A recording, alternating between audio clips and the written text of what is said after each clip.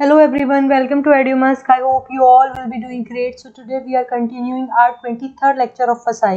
तो आज हम इस लेक्चर में डिस्कस करेंगे कि कैसे माइक्रो ऑर्गेनिज्म हमारे लिए बेनिफिशियल भी हैं। हम देखेंगे कि फूड प्रोसेसिंग में वो किस तरीके से हेल्प करते हैं और हमें ह्यूमन बॉडी को कैसे न्यूट्रिशन प्रोवाइड करते हैं। तो वीडियो को शुरू करने से पहले I request you all to kindly share and subscribe our channel. अगर आप हमारे कोर्स को एक्सेस करना चाहते हैं तो आप हमारे Telegram channel that is EduMask 1008 को ज्वाइन कर सकते हैं। अगर आपको कोर्स से रिलेटेड कोई भी क्वेरी है तो आप हमें मेल कर सकते हैं through our mail ID that is EduMask 1008। तो टाइम ना वेस्ट करते हुए चलिए अपने टॉपिक को आगे बढ़ाते हैं।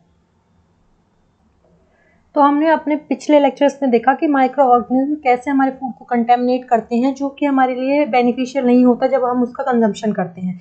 लेकिन अब हम ये देखेंगे कि किस तरीके से माइक्रो ऑर्गेनिज्म हमारी जो ह्यूमन डाइट है उसके लिए बेनिफिशियल भी हो सकते हैं।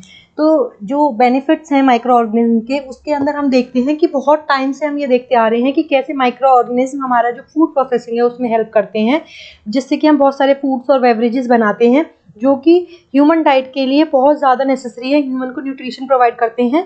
तो वो सारी जो चीज़ें हैं वो हम बिना माइक्रो ऑर्गेनिज्म की हेल्प के नहीं बना सकते। ठीक है, तो सबसे पहला हमारा क्या आता है, जैसे हमने देखा है कि जैसे हमारा जो ब्रेड है, चीज़ है, फिर उसके बाद योगर्ट है, कोई चॉकलेट है, ठीक है, और जैसे बियर वगैरह जो है, ड्रिंक्स, जितने भी हमारे बेवरेजेस होते हैं, ये सारी चीज़ें क्या है, हमारे माइक्रो ऑर्गेनिज्म की हेल्प से ही बनती हैं। फिर दूसरा, ये हमारी जो सॉइल है उसको फर्टाइल बनाने में, उसकी फर्टिलिटी को इम्प्रूव करने में भी हेल्प करते हैं, जिससे कि जो हमारी क्रॉप यील्ड है, जो क्रॉप का प्रोडक्शन है वो भी बढ़ता है।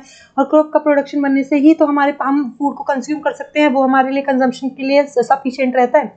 ठीक है, उसके बाद हमारे जो फूड है माइक्रो ऑर्गेनिज्म की प्रेजेंस की वजह से, क्योंकि वो हमारे फूड को प्रोसेस कर देते हैं, तो उसमें प्रोबायोटिक प्रॉपर्टीज आ जाती हैं, जिसकी वजह से हमारे लिए वो फूड और भी हेल्दी और न्यूट्रिशियस हो जाता है।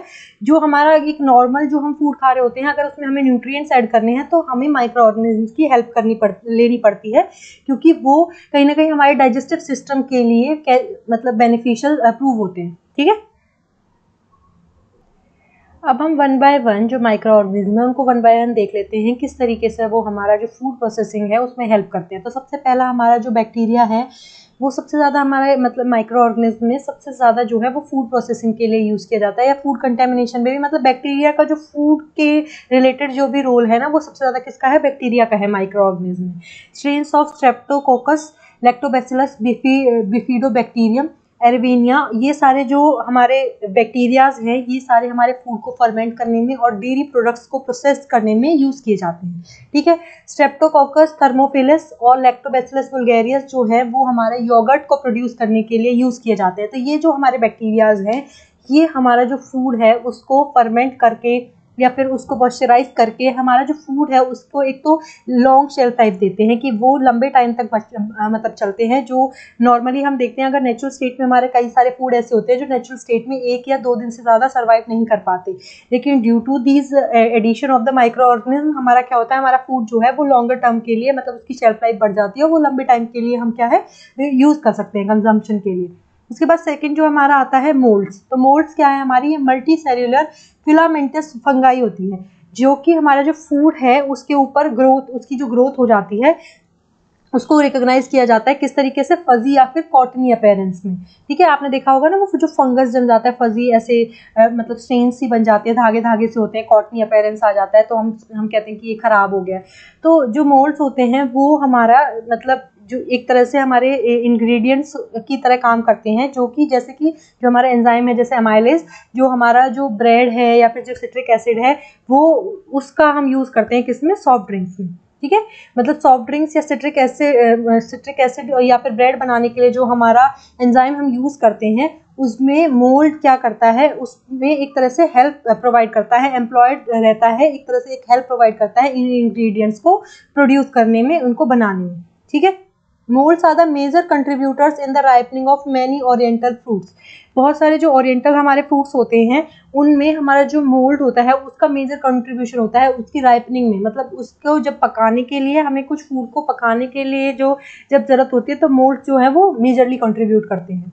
अब आपको क्वेश्चन होगा कि ओरिएंटल फूड क्या होता है। तो ओरिएंटल फूड जैसे कि हमारे नूडल्स होते हैं, फिश करी वगैरह हम बनाते हैं, ठीक है। तो ये जो जैसे क्विक नूडल्स हमें बनाने होते हैं, तो जैसे ready to eat kind of food जो हम खाते हैं, तो उसमें हमारा क्या है, उसको मतलब कुक करने में या उसको राइपनिंग में हमारा क्या है, मोड्स हेल्प करते हैं।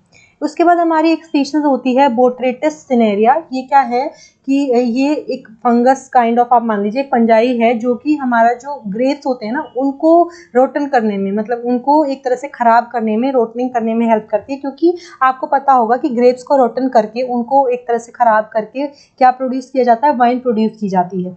तो उसको प्रोड्यूस कराने के लिए, उसके फर्मेंटेशन के लिए, वाइन का जो फर्मेंटेशन होता है उसके लिए, मतलब ग्रेप जो फर्मेंटेड होकर वाइन बनते हैं, उसकी फर्मेंटेशन के लिए हमारी इस स्पीशीज को यूज़ किया जाता है, बोट्रेटिस सिनेरिया, ठीक है, जो कि हमारा वाइन को फॉर्मेशन में हेल्प करती है। और ये एक फंगस काइंड ऑफ है, मतलब एक फंजाई है हमारी।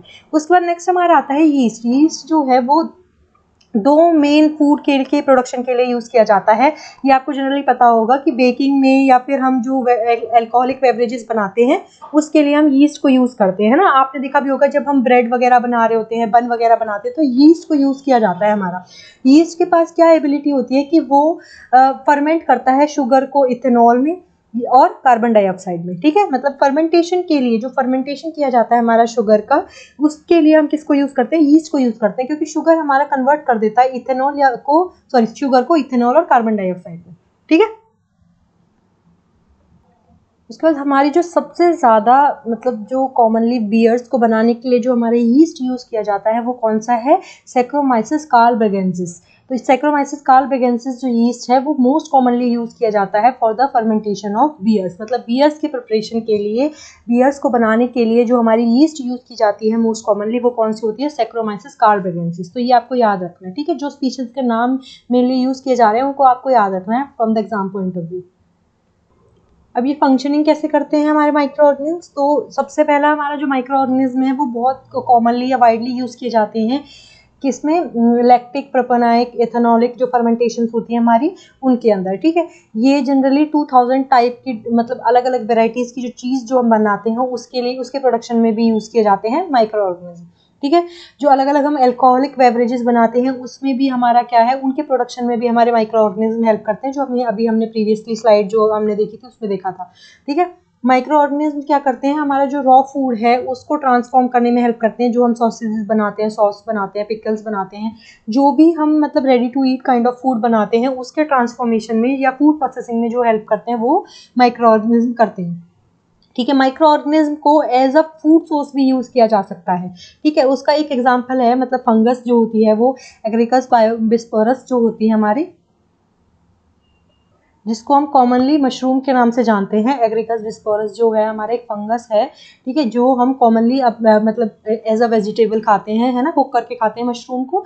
तो आप ये लगा लीजिए कि माइक्रो ऑर्गेनिज्म को एज अ फूड सोर्स भी हम कंज्यूम करते हैं, ठीक है। तो ये इसका साइंटिफिक नेम है मशरूम का, एग्रिकस बिस्पोरस। और इसको आपको याद रखना है कि मतलब एज अ, अगर ये एक एज अ एग्जांपल आप इसको याद रख सकते हैं कि माइक्रो ऑर्गेनिज्म को हम एज अ फूड सोर्स भी खाते हैं।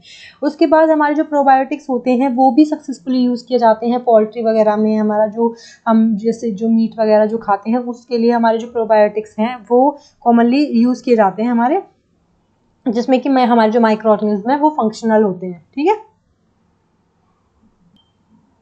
अब हम फूड बेनिफिट्स को देखने के बाद कि माइक्रो ऑर्गेनिज्म कैसे बेनिफिशियल है फूड के लिए, उसके बाद हम एक नया टॉपिक डिस्कस करने वाले हैं, नया टॉपिक शुरू करने वाले हैं, that is food safety management system. ये हम इस लेक्चर में कंटिन्यू मतलब शुरू करके अगले लेक्चर तक कंटिन्यू करेंगे। थोड़ा सा मतलब इसको इन डिटेल हम डिस्कस करने वाले हैं। जो जो चीज़ें हमने प्रीवियसली लेक्चर्स में कई सारी चीज़ों को पढ़ा है जिनका हमें मतलब मीनिंग नहीं पता वो कैसे वर्क करती हैं, तो उनको हम इन डिटेल देखने वाले हैं। जैसे हमने बहुत सारे जो लेक्चर्स हमने पहले डिस्कस करे उसमें हमने ये भी पढ़ा कि गुड मैन्युफैक्चरिंग प्रैक्टिसेस को फॉलो किया जाता है, गुड हाइजीन प्रैक्टिसेस को फॉलो किया जाता है, hazard analysis and critical control points को फॉलो किया, तो वो हैं क्या, तो उनके बारे में हम इन डिटेल अभी देखने वाले हैं, ठीक है। फूड सेफ्टी मैनेजमेंट सिस्टम के अंदर ही आती हैं ये सारी चीज़ें, तो उनको हम इन डिटेल देखेंगे। तो अभी इस लेक्चर में पढ़ के अगले लेक्चर में भी हम इसी को ही कंटिन्यू करेंगे, clear. Food safety management system क्या है, ये एक ग्रुप है प्रैक्टिसेस का या प्रोसीजर्स का जिनको हम फॉलो अप करते हैं, किस चीज़ के लिए, कि हम जो हम फूड प्रोसेस कर रहे हैं उसमें हम रूल्स और रेगुलेशंस में ध्यान में रख सकें, जिससे कि हमारे जो रिस्क होने वाले हैं या कोई भी हज़ार्डियस कंडीशन आने वाली है उसको कंट्रोल किया जा सके। तो उसके लिए रूल्स और रेगुलेशंस बनाए जाते हैं, ठीक है। और ये जो प्रोग्राम है ये फसाई ने इसको मार्क आउट किया हुआ है, मतलब फसाई ने इसको फॉलो अप करने के लिए एक रिकमेंडेशंस दी हुई हैं। ये मतलब ये रेगुलेशंस फॉलो अप करना बहुत ज़रूरी है। मतलब जो FSMS है हमारा, इसको फॉलो अप करना, इस प्रोग्राम को फॉलो अप करना बहुत ज़रूरी है हर FBO के लिए, जो भी ये इंश्योर करता है कि भाई हाँ वो फूड सेफ्टी मेजर्स को फॉलो अप कर रहा है, कि जो भी वो फूड सर्व कर रहा है वो ह्यूमन कंजम्पशन के लिए एकदम सेफ है। तो उसके लिए उसको food safety management system program जो है उसको एक तरह से उसकी जो रूल्स और रेगुलेशंस हैं उसको फॉलो अप करना बहुत ज़रूरी है। तो फसाई ने इस चीज़ को FSMS जो प्रोग्राम है उसके अंदर जो रूल्स और रेगुलेशंस दिए गए हैं उसको मार्क आउट किया है हर FBO को, हर फूड बिजनेस ऑपरेटर को। इस जो हमारा मतलब जो ये है हमारा फूड सेफ्टी मैनेजमेंट सिस्टम, इसके अंदर जो हमारे रूल्स और रेगुलेशंस दिए गए हैं उनको फॉलो करना एक तरह से कंपलसरी है। ठीक है। किसी भी FBO को लाइसेंस प्रोवाइड नहीं किया जाएगा जब तक कि वो जो FSMS के प्रोग्राम के अंदर जो डिटेल्स मेंशन है उनको फॉलो अप नहीं करता है। तो ये फसाई की रूल्स और रेगुलेशंस के अंदर ये चीज़ मेंशन है कि कोई भी FBO उसको लाइसेंस नहीं दिया जाएगा अनटिल और अनलेस वो क्या है कि उस प्रोग्राम की डिटेल्स को मेंशन नहीं करता है, फॉलो अप नहीं करता है। ठीक है। जो हमारा फूड सेफ्टी मैनेजमेंट सिस्टम है उसके अंदर हमारा गुड मैन्युफैक्चरिंग प्रैक्टिसेस आता है, गुड हाइजीनिक प्रैक्टिसेस आता है, hazard analysis and critical control point आता है, और कुछ और भी एक्स्ट्रा प्रैक्टिसेस आती हैं जो कि फसाई के जो रेगुलेशंस हैं उसके अंदर स्पेसिफाइड की गई हैं। ठीक है। अब हम इन्हीं को जो कि इंक्लूड किया गया है हमारा फूड सेफ्टी मैनेजमेंट सिस्टम के अंदर, जो ये प्रैक्टिसेस मेंशन की गई हैं उनको हम इन डिटेल देखेंगे कि इन प्रैक्टिसेस में क्या फॉलो अप किया जाता है। अब जनरल प्रिंसिपल्स जो फॉलो किए जाते हैं हमारे फूड सेफ्टी मैनेजमेंट सिस्टम के थ्रू, तो सबसे पहले आता है हमारा इंटरेक्टिव कम्युनिकेशन। तो ये जो हमारा जो फूड सेफ्टी मैनेजमेंट सिस्टम है ये इस चीज़ पे फोकस करता है कि जो भी ऑर्गेनाइजेशन है वो एक्सटर्नल और इंटरनल कम्युनिकेशन सिस्टम को एस्टेब्लिश करे, और वो सिस्टम ये फॉलो अप करना होना चाहिए, इस चीज़ को एक तरह से एस्टेब्लिश करे कि हमारा जो वो सिस्टम है उसके अंदर फूड प्रोडक्ट की जो सेफ्टी है उस पर ध्यान दिया जा रहा है। ठीक है। तो ये कम्युनिकेशन जो सिस्टम है एक ऑर्गेनाइजेशन के लिए एस्टेब्लिश करना इसलिए ज़रूरी है क्योंकि उससे ये पता चलेगा कि हमारा जो फूड प्रोडक्ट उसमें जिस ऑर्गेनाइजेशन में वो मैन्युफैक्चर हो रहा है या फिर उसकी प्रोसेसिंग हो रही है उसके अंदर उसमें फूड सेफ्टी मेजर्स को फॉलो अप किया जा रहा है। ठीक है। सेकेंड आता है सिस्टम मैनेजमेंट। इसमें जो ये प्रिंसिपल है हमारा, ये क्या कहता है कि ऑर्गेनाइजेशन जो है वो अगर सिस्टमेटिक है, मतलब एक सिस्टम अप्रोच को फॉलो अप कर रही है, तो वो ज़्यादा एफिशिएंट और इफेक्टिव होगी क्योंकि वो एक स्ट्रेटेजी बना के चल रही है, उसने एक मैनेजमेंट बनाया हुआ है और उस मैनेजमेंट को फॉलो अप करके ही वो आगे स्टेप बाय स्टेप अपनी चीज़ों को कर रही है। तो उससे क्या होता है कि फूड सेफ्टी मैनेजमेंट जो सिस्टम है उस ऑर्गेनाइजेशन के अंदर एक लार्जर लेवल पे, क्योंकि एक सिस्टम ऑलरेडी सेट है, तो एक कह सकते हैं ना 100% तरीके से वो इफेक्टिव होगा। मतलब हम मान सकते हैं कि जो फूड सेफ्टी मैनेजमेंट सिस्टम है एक सिस्टमेटिक मैनेजमेंट के अंदर अच्छे से एग्जीक्यूट कर पाएगा। ठीक है। उसके बाद आता है हमारा प्रीरिक्विसाइट प्रोग्राम्स। प्रीरिक्विसाइट प्रोग्राम्स जो है वो ऐसी कंडीशंस है, मतलब आपको पता होगा प्रीरिक्विसाइट का मतलब क्या है कि हमारा पहले से ही किसी चीज़ के लिए प्रिपेयर रहना। ठीक है। कि मतलब हमारे लिए प्रायर कंडीशंस जो कि ज़रूरी हैं, तो उन कंडीशंस को फॉलो अप किया जाए, ऐसी एस्टेब्लिश का फूड चेन जो है वो इस तरीके से एस्टेब्लिश की जाए, इन कंडीशंस को ध्यान में रख के सेटअप की जाए कि हमारा जो फूड सेफ्टी है वो हमारी प्रायोरिटी है। ठीक है। मतलब फूड प्रोडक्ट की सेफ्टी को इंश्योर करने के लिए हमारे प्रीरिक्विसाइट प्रोग्राम्स भी चलाए जाते हैं, और उनकी कंडीशंस क्या होती है कि वो इस तरीके से एस्टेब्लिश किए जाएंगे through out the food chain कि उनकी जो फूड चेन के अंदर जो भी एक्टिविटी हो रही है वो ये इंश्योर करें कि हमारा जो फूड प्रोडक्ट है वो सेफ है। क्लियर। तो ये सारे प्रिंसिपल्स फॉलो अप किए जाते हैं जो हमारा फूड सेफ्टी मैनेजमेंट सिस्टम है उसके अंदर। फूड सेफ्टी और मैनेजमेंट सिस्टम के अंदर सबसे पहले जो हम डिस्कस करने वाले हैं वो है हमारा HACCP, that is hazard analysis and critical control point. तो हजार्ड एनालिसिस जो है वो कब किया जाता है, कब फॉलो अप किया जाता है, जब हमें ये डिटरमाइन करना हो कि जो फूड सेफ्टी हजार्ड्स हैं वो किस हद तक हमें कंट्रोल करना है, कहाँ कंट्रोल करना है। ठीक है। और जो हमें कंट्रोल मेजर्स लेने हैं वो किस तरीके के होने चाहिए। ठीक है। उसके बाद हमारा क्रिटिकल कंट्रोल पॉइंट क्या है, CCP क्या है, ये एक ऐसा पॉइंट है जहाँ पे कि जो कंट्रोल मेजर है वो अप्लाइड होना चाहिए। मतलब एक ऐसा पॉइंट आ जाना कि आपको कंट्रोल मेजर्स जो हैं जो भी हज़ार्ड एनालिसिस के लिए आप फॉलो अप करने वाले हैं, जो हज़ार्ड्स को रोकने के लिए, फूड सेफ्टी हज़ार्ड्स के लिए आप उसके लिए फॉलो अप कर रहे हैं, उसको कंट्रोल करने के लिए जो एक क्रिटिकल पॉइंट आ जाता है उसको हम क्या कहते हैं, क्रिटिकल कंट्रोल पॉइंट, जो कि जब यूज़ किया जाता है जब हमारा क्या है, एक क्रिटिकल कंडीशन आ चुकी है कि अब तो हमें कंट्रोल मेजर्स अप्लाई करने ही करने हैं, एक मस्ट एंड मस्ट सिचुएशन आ सकती है। ठीक है, HACCP को इंक्लूड किया गया है यहाँ पे क्योंकि हमारी जो मेथोडोलॉजी है फूड सेफ्टी मैनेजमेंट सिस्टम की, उसके मतलब हर फूड सेफ्टी मैनेजमेंट सिस्टम के अंदर इसको सेंट्रलाइज किया जाता है, मतलब ये एक मतलब मेन है हमारे लिए HACCP। अब focus on customers and interested parties, तो HACCP के अंदर क्या है, हमारा फोकस किया जाता है कस्टमर्स पे या फिर जो इंटरेस्टेड पार्टीज होती है उन पे। ठीक है, उसके बाद दूसरा क्या आता है, provide leadership for your organisation, कि ऑर्गेनाइजेशन को ये इंश्योर करना बहुत ज़रूरी है कि हमारा मतलब HACCP के लिए ये एक तरह से प्रोवाइड करना बहुत ज़रूरी है कि उसके जो जितने भी उसका मैनेजमेंट सिस्टम है उसके अंदर हर लेवल पे वो एक सूटेबल लीडरशिप प्रोवाइड कर रहे हैं। उसके बाद ऑर्गेनाइजेशन को ये भी इंश्योर करना बहुत ज़रूरी है कि वो जो लोगों को जो इन्वॉल्व कर रहे हैं, एंगेज कर रहे हैं, मतलब वो प्रॉपर जो आप लगा लीजिए जो फूड सेफ्टी मेजर्स हैं उनको ईजिली क्रिएट या डिलीवर कर सकते हैं। ठीक है, मतलब मेन हमारा क्या है यहाँ पे, कंसर्न हमारा यही है कि हमारे फूड सेफ्टी मेजर्स को हमें ध्यान में रखना है, फूड सेफ्टी हजार्ड्स को कंट्रोल करना है, तो उसके लिए जो लोग इन्वॉल्व हो रहे हैं, एंगेज हो रहे हैं, वो इजीली क्या है कि वो जो सर्विस प्रोवाइड करने वाले हैं वो उसको डिलीवर कर सकते हैं, दे आर कैपेबल एंड। ठीक है, नेक्स्ट पॉइंट जो फॉलो किया जाता है वो क्या है कि ऑर्गेनाइजेशन जो है एक प्रॉपर प्रोसेस अप्रोच जो है उसको फॉलो अप करे, जिससे कि जितनी भी एक्टिविटीज़ हो रही हैं वो एक कंट्रोल्ड मैनर में हो पाए और वो एक प्रॉपर एक सीक्वेंस को फॉलो अप करें, तो मतलब एक प्रोसेस्ड अप्रोच होनी चाहिए एक ऑर्गेनाइजेशन की। उसके बाद हमारा क्या है कि एनकरेज इम्प्रूवमेंट, की जो भी ऑर्गेनाइजेशन है जिसमें भी मतलब हमारे फूड सेफ्टी हज़ार्ड्स को कंट्रोल करने के लिए स्टेप्स उठाए जा रहे हैं, उसमें हमारा ज़रूरी है कि वो ऑर्गेनाइजेशन इम्प्रूवमेंट को एनकरेज करे और सपोर्ट करे, कि जो इम्प्रूवमेंट हो सकती है, जो चीज़ें चेंजेस किए जा सकते हैं उसको एनकरेज और सपोर्ट करे। ठीक है, उसके बाद नेक्स्ट आता है use evidences to make decisions.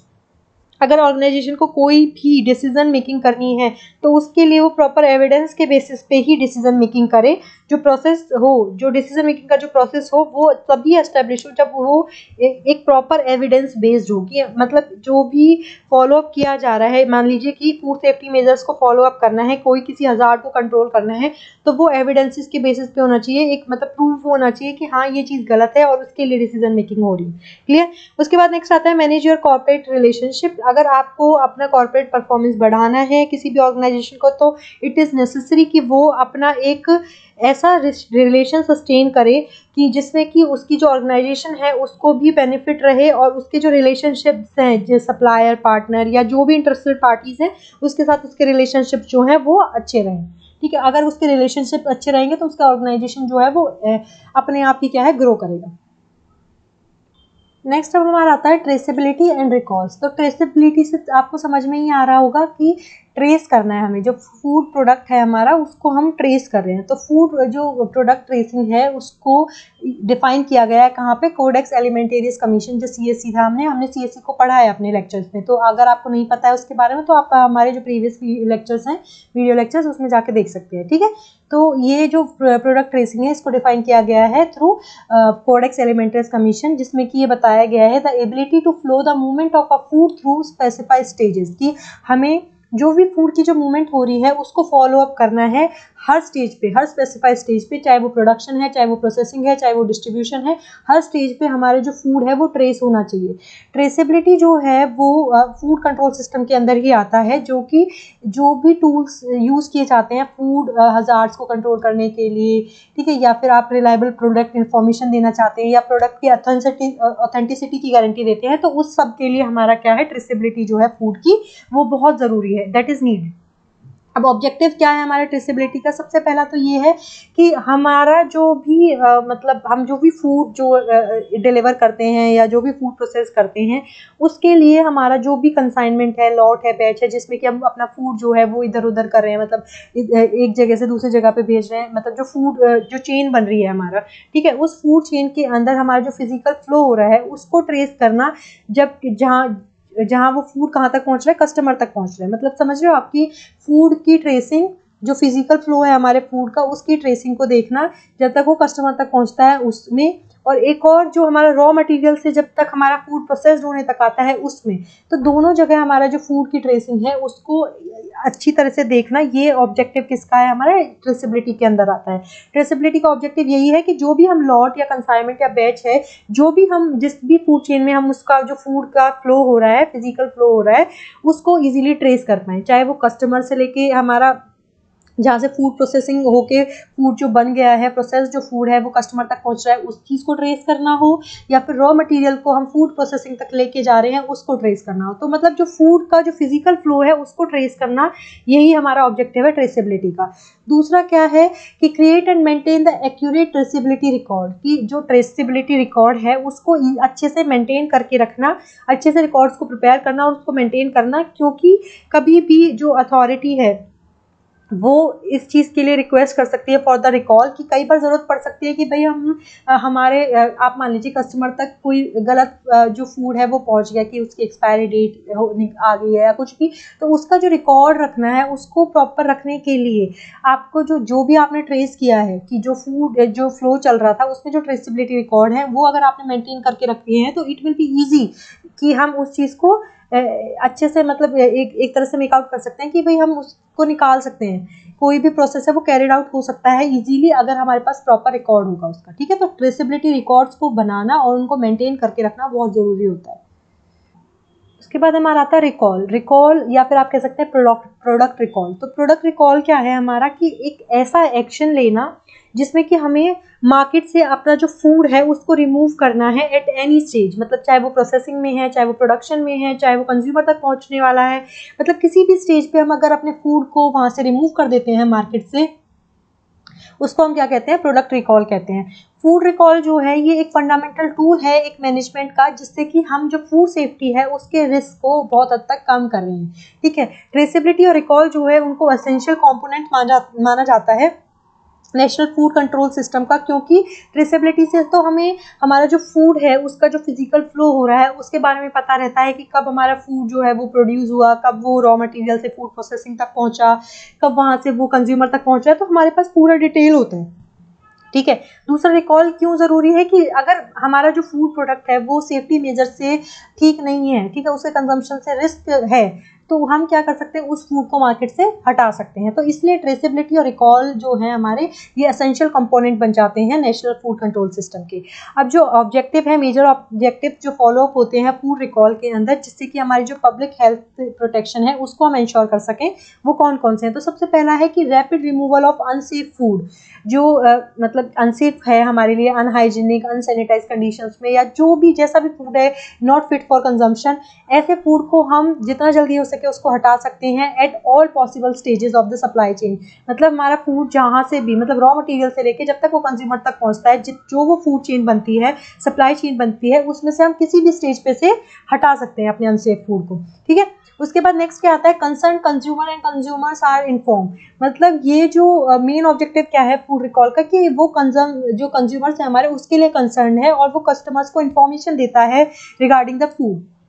ठीक है, उसके बाद food under recall has been retrieved, destroyed और रीप्रोसेस्ड। जो फूड हमारा हम रिकॉल के थ्रू रिट्रीव करते हैं, जो हम दोबारा से मतलब वहाँ से मार्केट से उठा लेते हैं, उसको या तो हम मतलब एक तरह से डिस्ट्रॉय कर देते हैं, या फिर अगर उसमें एक कैपेबिलिटी है उस फूड की कि उसको हम रीप्रोसेस कर सकते हैं, तो हम उसको रीप्रोसेसिंग के लिए आगे लेके जाते हैं। ठीक है, तो हमारा रिकॉल और ट्रेसेबिलिटी का जो मेन जो फंक्शनिंग है या फिर जो काम करते हैं वो हेल्थ सेफ्टी को या फिर फूड सेफ्टी मेजर्स को फॉलो अप करके जो हमारे food national food control system है उसको और एक तरह से मतलब नॉन पार्शियल बनाने के लिए, या फिर एक होता है ना क्रिस्टल क्लियर ट्रांसपेरेंसी लाने के लिए हमारे लिए बहुत ज़रूरी है कि ट्रेसेबिलिटी और रिकॉल जो है वो कंपोनेंट हमारे जो नेशनल फूड कंट्रोल सिस्टम है उसके अंदर बने रहें। क्लियर? तो आज के लिए इतना ही था। I hope you like the video. अब मिलेंगे नए वीडियो में नए कंटेंट के साथ। अगले लेक्चर में हम इसी जो हमारा इस वीडियो के अंदर हमने जो टॉपिक शुरू किया है उसी को आगे कंटिन्यू करेंगे। तो हमारे वीडियोस को देखते रहिए, लाइक करिए, कमेंट करिए, शेयर करिए और stay safe. Thank you so much.